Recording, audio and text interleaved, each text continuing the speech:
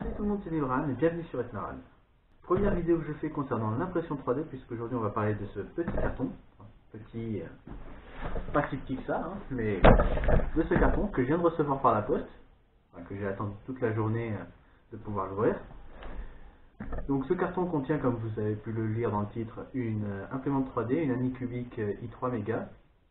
Donc il s'agit de la première vidéo que je fais qui concerne les imprimantes 3D en elles-mêmes, pas les impressions, les défauts, la modélisation, mais vraiment les imprimantes 3D en elles-mêmes, puisqu'on va parler de la petite machine qui est à l'intérieur. Donc ce que je vous propose, voilà, coucou, voilà, ce que je vous propose, pour qu'on reste sur un format de vidéo assez court, j'ouvre rapidement ce petit carton, on voit ce qu'il y a à l'intérieur, hein, comment c'est présenté, on monte la machine, donc bien sûr quand je dis on, c'est moi, hein, je suis tout seul, et vous, vous êtes, voilà. Et ensuite, premier allumage, premier test, première impression, et je vous dis à chose que j'en pense.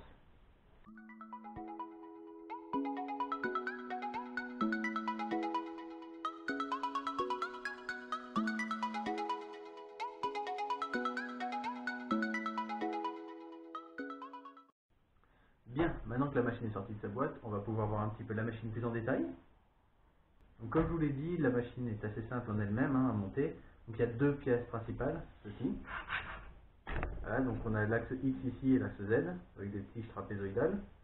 Et sur l'autre partie, on a l'axe Y, qui est là, avec un plateau chauffant, le bloc, l'écran tactile, et tout ce qui est intéressant en fait. Voilà. Donc comme je vous l'ai dit, c'est un montage très simple, hein, il y a quelques vis à mettre, on va voir ça de suite. D'abord on va voir un petit peu ce qu'il y avait aussi dans le paquet. Donc, autre partie en plastique, on a ça. Donc c'est tout simplement un support de bobine sur lequel va venir se fixer ce petit élément. Vous voyez bien là. Ça, alors c'est un petit bloc, c'est un capteur de fin de filament.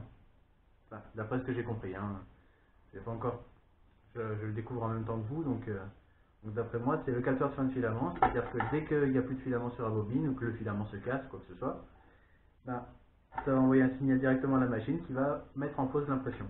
Comme ça évite les impressions ratées, ce genre de choses. Ce qui n'est pas toujours très bien. Voilà. Donc on a ça, support de bobine. Donc après on nous a envoyé les ustensiles classiques, hein, spatule, pince. Plutôt sympa, je l'avais encore jamais vu celle-là. Les vis qui vont avec. Donc ça, je suppose que c'est pour le support de bobine. Ça, c'est pour fixer les deux parties de la machine. Carte SD avec lecteur de carte SD. Une buse avec, c'est sympa. Et une petite buse en 0,4 je suppose, à l'intérieur. Vous voyez pas forcément très bien là-dedans. Un set d'outils avec une pince. Et des petits tournevis, c'est très sympa. Une paire de gants. Voilà. Le connecteur USB. Un échantillon de PLA noir. Donc pour les premiers tests, ça sera pratique. Un débouche-buse, alors je sais pas du tout si vous voyez bien en plus avec le sachet antistatique. Mais bon, c'est tout simplement une tige très fine en acier pour une buse de 0,4. Voilà. Donc, une petite tête 3D V6, c'est sympa. Hein, avec les prises. Très pratique ça. On a toujours besoin, ça peut toujours servir. Et bien sûr le cordon d'alimentation. Bien. Bon, maintenant je ne vais plus m'attarder sur le sujet. Ce que je vous propose, on repasse en time-lapse. Je monte la machine. Et on fait un premier allumage.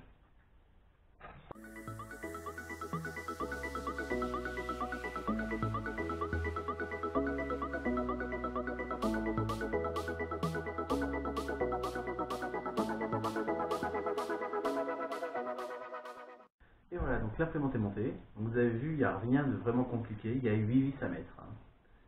4 de chaque côté. Donc un petit conseil s'il y en a qui veulent, qui vont commander ce même modèle. Quand vous mettez les vis, mettez-en une d'un côté et une au côté opposé, hein, pour aligner correctement l'axe, pour éviter d'après avoir à trop bouger les axes. Parce que même si c'est de l'alu, c'est jamais très bon de faire ça. Voilà. Donc, comme vous pouvez le voir, hein, elle est montée, elle est stable. Il reste 2 câbles à brancher, enfin 3 câbles à brancher sur le côté. Donc je ne sais pas comment les brancher. Donc ce que je vais faire maintenant, hein, pour la fin de cette vidéo, ce que je vous propose, déjà je vais déménager parce qu'il y aura des questions que je fasse marcher cette machine dans un endroit aussi crasseux. Hein, voilà. Puis il me faut un ordinateur. Donc je vais regarder ce qu'il y a sur la carte SD qu'on m'a envoyée avec. Il doit y avoir les instructions pour les derniers branchements et pour la première utilisation. Et voilà, donc on se retrouve directement chez moi. Bien, donc la machine est maintenant installée chez moi. Hein. Voilà, donc moins de poussière, c'est mieux. Donc on va la regarder vite fait plus en détail. Alors je vous mens pas, c'est son premier allumage. Je viens tout juste de la brancher, de brancher tous les câbles. Il y a 3 câbles sur le côté, alors je sais pas si je peux vous le montrer. Bouger le trépied et tout, c'est casse-couille. Bon, voilà, il y a 3 câbles qui se branchent ici. Voilà. Donc comme je ne savais pas trop comment les brancher, eh ben, j'ai regardé sur le guide de démarrage rapide. Et au final, bah, il y a 3 câbles différents, donc il n'y avait pas besoin. Mais bon, il vaut mieux toujours vérifier dans le guide avant de faire n'importe quoi. Donc, premier allumage, hein, vraiment, de la machine. Donc les brancher, reste plus qu'à appuyer sur on. Et voilà. Oh, joli. Ah, elle fait même du bruit. Bruit dégueulasse, mais elle fait même du bruit. Là, filament monitor abnormal. Voilà. Donc là, par exemple, hein, elle vient directement de nous dire qu'elle ne détectait pas de filament. Ben, je vous l'ai dit, il y a un détecteur de filament et ça coupe l'impression directement. Donc alors, je sais pas si on voit très bien avec... on voit que dalle avec cet écran en fait. Hop là, on s'approche. Et voilà, on a un petit menu sur un écran tactile. On va aller voir les réglages. Donc on a le choix entre anglais et pas anglais, hein, on va dire. Et statut, tiens. Frame rate 100%, time, progress, ok. Donc voilà, donc faut savoir parler anglais, hein, mais c'est pas très compliqué. Donc maintenant, je vais installer une bobine et on va regarder pour le démarrage rapide. Bien, donc la machine est montée, tout est branché, j'ai inséré le filament. Donc j'ai mis une bobine de filament que j'avais qui traînait, hein, plutôt que d'utiliser ce qui est sous sachet et sous vide. Donc tout est installé, il ne reste plus qu'à lancer la machine. Donc pour le premier lancement, ce qu'il conseille, c'est de calibrer la machine. Il y a un petit truc qui m'inquiète, c'est ça là. J'ai vraiment peur que ça se prenne dans la vis. Et donc je pense essayer de l'accrocher avec un collier de serrage, un truc comme ça. C'est vraiment, ça me plaît pas en fait. Voilà. Donc première chose à faire quand on lance la machine pour la première fois, c'est régler en fait le niveau. Donc la machine elle a un système automatique pour le faire. Enfin, automatique, semi-automatique. Voilà, donc elle va positionner son palpeur aux 4 coins du plateau. Et avec les petites vis, on va tout simplement régler jusqu'à entendre le bip du palpeur. Donc on lance sur Start. J'ai dit Start. Voilà. Donc là si on entend le bip, ça veut dire que c'est bon. Tout juste, hein. Voilà. Suivant.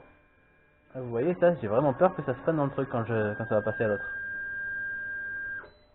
Alors là, voilà. Ça grésille, donc ça devrait être bon. Je tiens ce truc parce que franchement ça ne m'inspire pas confiance. Next. Et voilà, ça fait ça pour les 4 points. Donc vous entendez, elle fait un bruit quand même particulièrement dégueulasse, hein, cette machine. Hop, hop, hop, hop, hop. Attends. Je dis toujours qu'avec ces vis, il faut faire à l'envers.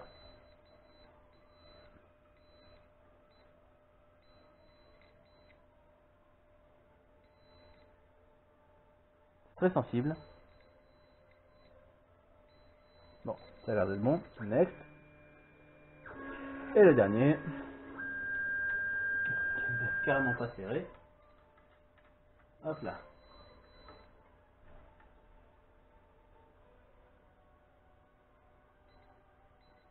Comment ça se fait?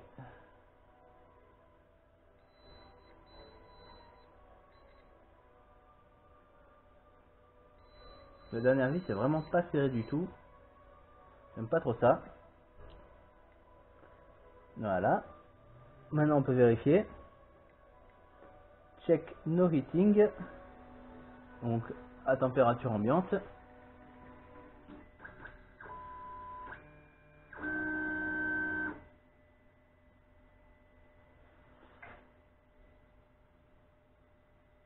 D'accord.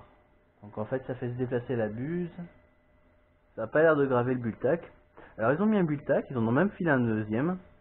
Je suis pas trop fan personnellement, je préfère quand même le bon vieux Blue Tape. Hein. J'avais un Bultac sur ma première imprimante 3D et j'ai fini par complètement le découper. Déjà avec la buse quand j'arrivais pas à régler l'offset. Et en plus avec le reste. Donc voilà. Bien. Donc ça c'est bon. La vidéo commence à s'éterniser, donc ce que je vous propose, je vais voir s'il y a un modèle préchargé dans la machine. On fait un petit timelapse pour la première impression et je vous donne à chaud mes résultats.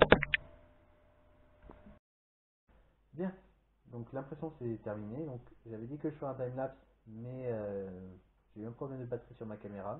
Du coup, pas de timelapse. Donc c'est pas bien grave, hein, puisque de toute façon je ferai des vidéos pure impression, c'est-à-dire où je mettrai juste le timelapse et où je présenterai le modèle. Donc pas de souci de ce côté-là, il y aura d'autres vidéos avec. Au niveau de l'impression en elle-même, ça s'est très bien passé, ça a duré 1h05. Alors on voit pas super bien avec cette caméra parce que c'est de la merde, mais les détails sont super bien sortis. Vous voyez, il y a un petit peu de blanc là, c'est juste parce que quand ils ont testé la machine chez ISA 3D, ils ont utilisé un filament blanc. Bon, moi j'utilise du noir parce que j'avais ça sur une bobine. Mais bon, donc les détails sont super bien sortis. Hein, y a pas à dire, c'est un très bon niveau d'impression. L'arrière est super beau, hein, c'est lisse. Je mettrai des photos peut-être sur le forum des imprimantes 3D.fr. Alors, mis à part le haut qui a eu un peu de mal parce que plus les parties sont petites à imprimer, plus ça passe vite à la couche suivante et donc ça réimprime sur un filament qui n'a pas encore eu le temps de refroidir. Mis à part ça, j'ai rien à dire, qualité d'impression top. Bien, donc pour conclure sur cette machine, je dirais que mis à part ce petit truc là je sais qu'un jour ça va se prendre dans la vis, je le sais. Et le fait qu'elle fasse beaucoup de bruit, parce que oui, elle fait un bruit qui est quand même plutôt impressionnant pour une imprimante de ce type, on va pas se mentir. Donc mis à part le bruit et ce câble, j'ai absolument rien à dire contre cette machine. Honnêtement, la structure, c'est du solide, c'est propre, hein, on est loin des types d'imprimantes en acrylique. L'impression, c'est super bien passé. L'interface est nickel. Hein, bon, c'est de l'anglais, mais on comprend tout. C'est super facile d'utilisation. Il y a un capteur de fin de filament. Non, franchement, c'est très bien fait. Donc, si ça vous intéresse, j'ai acheté cette imprimante sur isa3d.fr. C'est un des revendeurs de l'année cubique en France. Donc, ils vendent pas que de l'année cubique, hein, et c'est pas le seul revendeur que je connaisse. Hein. Par exemple, il y a MP3D que je peux citer aussi. Tous deux, en fait, ISA3D et MP3D, leurs propriétaires sont très actifs sur le forum des imprimantes 3D.fr. C'est pour ça que je parle d'eux, c'est les deux seuls que je connaisse en fait. Alors oui, pour moi c'est un plus d'avoir un revendeur français, que niveau support quand même il n'y a pas photo. Il y a presque un an de ça, j'ai acheté une imprimante 3D sur le site Gearbest. Un clone Prusa qui coûtait pas cher du tout, hein. Bon, j'en ai eu pour mon argent. Mais j'ai eu un problème à la livraison, une pièce une pièce imprimée qui était très mal faite, et niveau support, c'était l'enfer. J'ai dû attaquer la pièce à la ponceuse électrique parce que il ne m'aiderait pas, tout simplement. Alors que là, avec un support français, franchement, il n'y a pas photo. Hein, c'est beaucoup plus simple, on peut les appeler. Honnêtement, si on débute dans l'impression 3D, c'est un conseil que je donne, toujours passer par un revendeur français. Ça coûte un peu plus cher, mais la différence est là quand même. Voilà, c'est tout pour cette première vidéo sur les imprimantes 3D. Donc j'espère que ça vous a plu, hein, même si c'était un peu brouillon, et je vous le cache pas, c'est mes premières vidéos. Donc il va y en avoir d'autres qui vont arriver, pas forcément sur des imprimantes 3D parce que c'est quand même un investissement. Hein. Donc je vous parlerai peut-être plus en détail de cette imprimante d'ici un mois ou deux, quand j'aurai vraiment vu les capacités de la machine. Quant à moi, il me reste plus qu'à vous dire de vous abonner, de mettre un pouce bleu, comme d'habitude, quoi, et de vous dire à très vite pour une prochaine vidéo. Ciao.